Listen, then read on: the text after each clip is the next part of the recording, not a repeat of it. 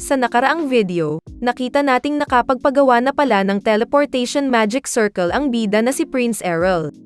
Gamit ito, bumalik silang magkapatid sa Royal Palace upang bisitahin ang kanilang pamilya. Pero bago natin ipagpatuloy ang kwento, shoutout muna sa inyong walang sawang sumusuporta. Maraming salamat sa panonood. Balik sa kwento, natapos na nga ang oras ng kanilang pagbisita at namaalam na sina Prince Errol at Princess Kania. Sinabi naman ni Lady Livana na wag daw masyadong sagarin ng prinsipe ang sarili nito sa pagtatrabaho. At tinanong naman ng prinsipe ang kapatid kung kamusta ang pagbisita nito.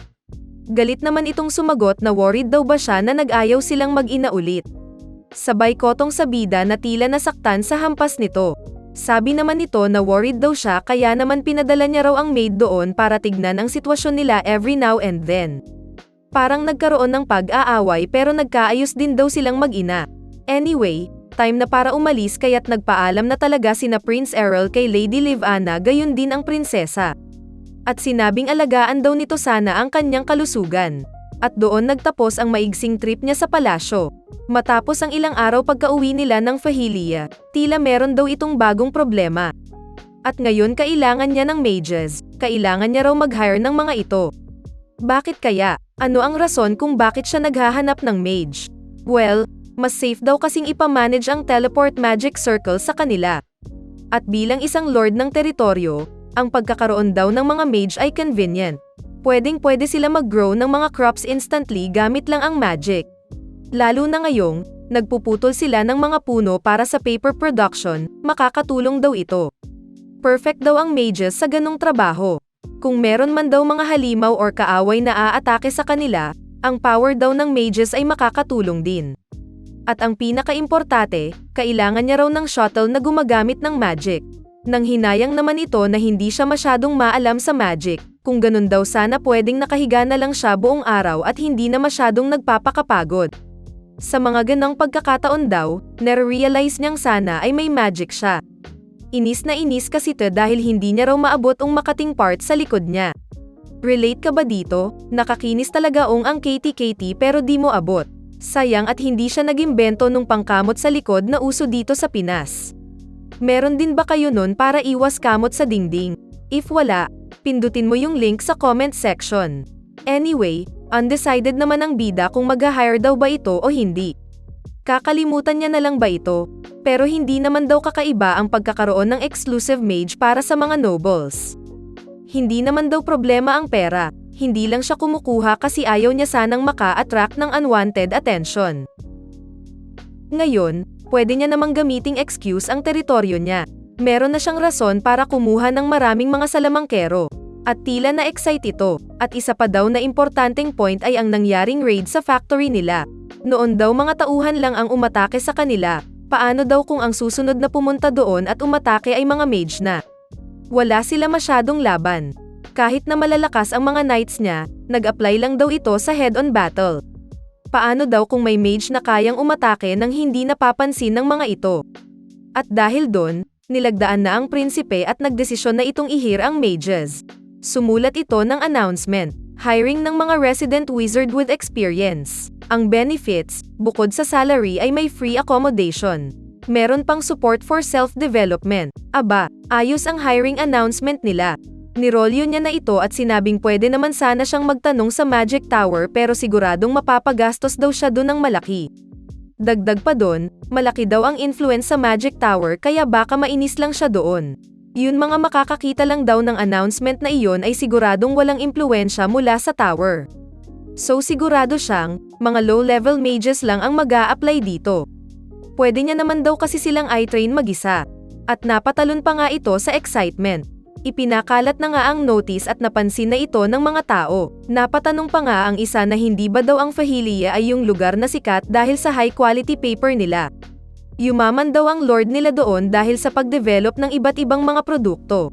Nakakabilib naman daw na hindi na kailangang problemayan ang titirhan at naisip nilang posible na raw makagawa ng small workshop doon after makapagtrabaho ng ilang taon. Sa likod, tila may nadapang mage na curious din sa announcement. Tinanong naman siya ng mga tao doon, kung okay lang ba daw siya, pero dali-dali siyang tumayo at hinawi ang mga tao para mabasa ng maigi ang announcement. Nang makita niya ito, hindi naman siya makapaniwala na ang tirahan pati pagkain ay provided na. Dahil dun tila napakaraming mga nag-send ng kanilang mga application letter. Natuwa naman ang prinsipe dahil success ang proyekto niya. Inisa-isa namang basahin ito ng hari habang iniisip na gusto niya sanang kunin niya na lang lahat sila para meron siyang army ng mages pero imposible daw iyon. Napaisip naman siya kung kailangan niya bang tignan lahat ng mga resume. Ang pinaka-importante daw ay ang makita ang background nila. Hindi niya pwedeng piliin ang may posibilidad na maging kaaway sa hinaharap. Kaya't okay lang gumastos siya ng pera basta masigurado lang na mapagkakatiwalaan ang makukuha niya. Kung meron daw kahit na unting doubt para sa kanya, tatanggalin na daw niya agad ito sa listahan. At may ipinagawa naman ito sa isang tao doon na nagsabing siya na daw ang bahala na tumingin sa backgrounds. Mula sa mga napili nitong mage, mag-i-interview na ang prinsipe para malaman bakit sila nag-apply doon. Pero hindi niya inasahang mas mahirap daw ang prosesong ito kesa nung namili siya ng knights. At matapos ang interview, 12 ang mages na nakapasa. Sinabi ng bida sa kanila na dahil siya mismo ang namili sa kanila, sana daw ay magtrabaho sila ng taas noo. At nagpasalamat naman ang mga mages sa kanya. Ang mga skills daw ng karamihan sa mga napili ay nasa 3rd class. Tila hindi naman makapaniwala ang mga ito na personal silang napili ng prinsipe. Pinili daw nito ang mga maayos, matapos tignan ang kanilang edad at background. Sabi ni Errol na, ipagkakatiwala niya raw sa kanila ang mga misyon at tuturuan sila para mas lalong mag-improve ang kanilang mga skills. Ia-assign daw sila sa pag-maintain ng forest at village field, security ng kastilyo at ng buong teritoryo at iba pa. Pero bago daw ang lahat, pipili muna siya ng isang exclusive mage, kaya ipinataas nito ang kamay ng mga 4th class mage. Nagpakilala sila isa-isa. Ang una ay si Blob at ang pangalawa ay si Reki. Parang hindi naman na-impress ang bida sa kay Blob ngunit inisip nitong hindi niya dapat i-judge sila based lamang sa kanilang appearance. Ikaw nga nila, don't judge a book by its cover. Ang importante daw ay ang kanilang skills at dahil dun, bigla na lang hinawakan ng prinsipe ang kamay ng babae at sinabing nilulook forward niya raw na makatrabaho ito. At ang exclusive mage nga na napili niya ay si Dia Reki. Ahem, nakakahalata na ko dito sa bida Puro babae ang napipili. Nung sa escort nights mga babae din ang kinuha tapos ngayon, si Reki naman ang pinili niya. Iba din talaga si Errol. Anyway, abangan natin sa susunod na video, ano kaya ang mga ipapagawa ng prinsipe sa kanilang mga mage doon at ano ang task ng kanyang exclusive mage.